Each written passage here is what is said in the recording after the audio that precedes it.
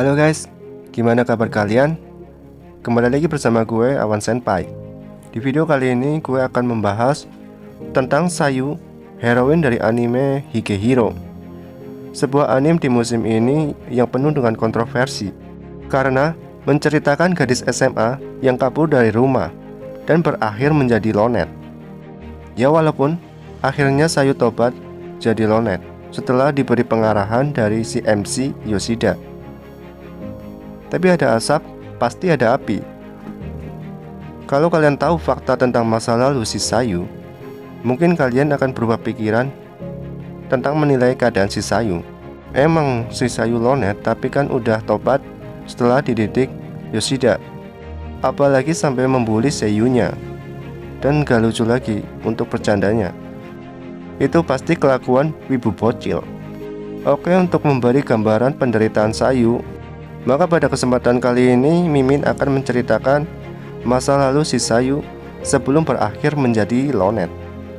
Oke, langsung saja kita ke ceritanya. Sejak dalam kandungan, ayahnya memaksa ibunya buat aborsi.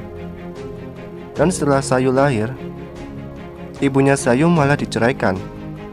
Dan ayahnya menikah lagi dengan wanita lain. Bener-bener fuckboy bapaknya si Sayu. Gak ada akhlak coy. Sejak lahir, Sayu tidak pernah mendapat kasih sayang dari ibunya. Sedangkan bagi ibunya, Sayu adalah penyebab terjadinya perceraian yang dialaminya. Ibunya lebih peduli dengan kakak laki-lakinya, Sisa. Ibunya ngebesarin Sayu tanpa kasih sayang. Jadi dari sini saja sudah kelihatan penderitaan si Sayu sejak lahir. Si Sayu kurang perhatian dan didikan orang tua.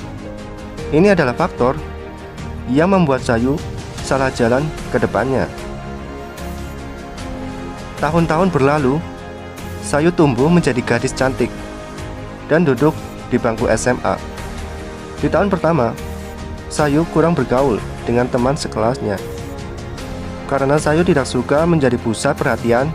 Walaupun begitu, dengan kecantikannya, banyak laki-laki yang suka kepada si Sayu. Hingga naik kelas 2, ada seorang siswa laki-laki terpopuler di sekolah dari anggota klub basket bernama Saito yang menyatakan cinta ke Sayu. Tapi Sayu langsung menolaknya. Saat itu Sayu tidak punya minat dan tidak mau repot akan percintaan. Penolakan itu jadi gosip panas di sekolah. Hingga pada suatu hari, 3 gadis teman sekelasnya mengajak Sayu untuk berbicara rahasia di pojok sekolah. Salah satu dari 3 gadis itu bernama Yutsuki, mengaku menyukai anak lelaki dari klub basket yang pernah menembak Sayu. Setelah Sayu menceritakan kronologi penolakan cintanya, hal itu ditanggapi aneh oleh si Yutsuki. Dia malah menganggap Sayu cewek yang sok jual mahal dan tak tahu diri. Setelah kejadian itu, suasana kelas berubah. Para siswa menjauhi Sayu. Sayu yang tidak suka menjadi pusat perhatian, tidak mempermasalahkan dengan perilaku teman sekelasnya. Baginya tidak perlu teman, asalkan sekolahnya tidak mendapatkan nilai buruk. Namun semua berubah saat Sayu bertemu dengan Yuko, gadis berkacamata yang menemuinya saat sedang makan siang di atap sekolah. Yuko mengagumi kecantikan dan sifat tegar dari Sayu. Mereka pun mulai menjadi teman yang akrab. Sayu pun menganggap Yuko sebagai sahabat terbaik satu-satunya di sekolah. Mereka sering makan siang bersama di atap sekolah. Saat bersama Yuko, Sayu pun bisa tersenyum ceria. Sayangnya keadaan itu tidak berlangsung lama. Karena berteman dengan Sayu, imbasnya Yuko pun terkena bully dan dijauhi oleh siswa di kelasnya. Berbeda dengan Sayu yang tidak peduli dengan omongan orang, hati Yuko sangat rapuh dengan pembulian yang menimpanya. Sayu menyadari terjadi perubahan sifat pada Yuko yang terkesan menghindarinya. Namun saat ditanya, Yuko hanya bisa bersedih dan menganggap dirinya tidak setegar Sayu. Hingga suatu hari, Sayu melihat secara langsung pembulian yang dilakukan Mitsuki dan kawanannya terhadap Yuko. Sayu pun menolongnya.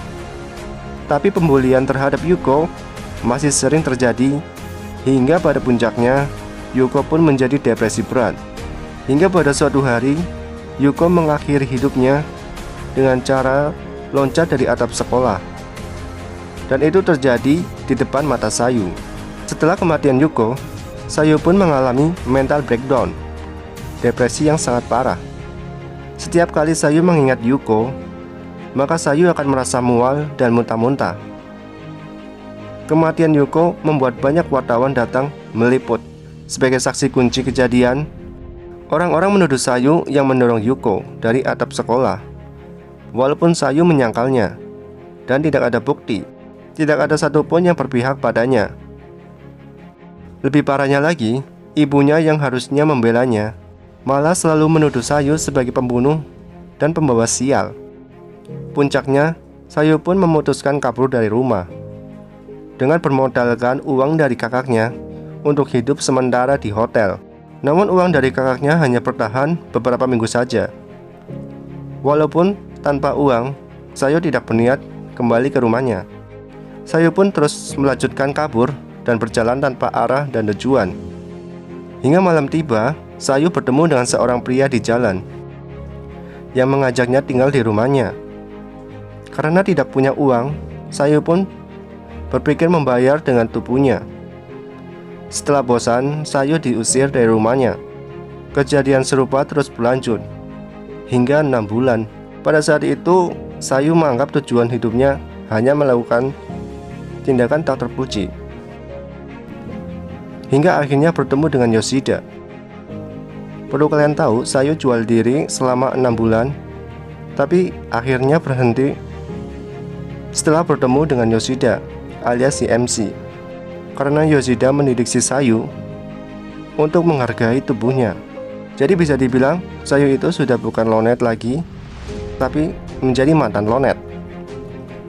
Tapi opini orang beda-beda, jadi tulis saja opini kalian di komentar ya.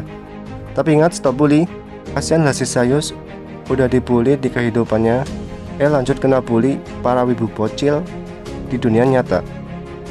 Kan gak lucu. Jangan lupa subscribe, like, dan share ke teman kalian. Mohon maaf kalau ada salah kata. Sampai jumpa di next video. Salam senpai.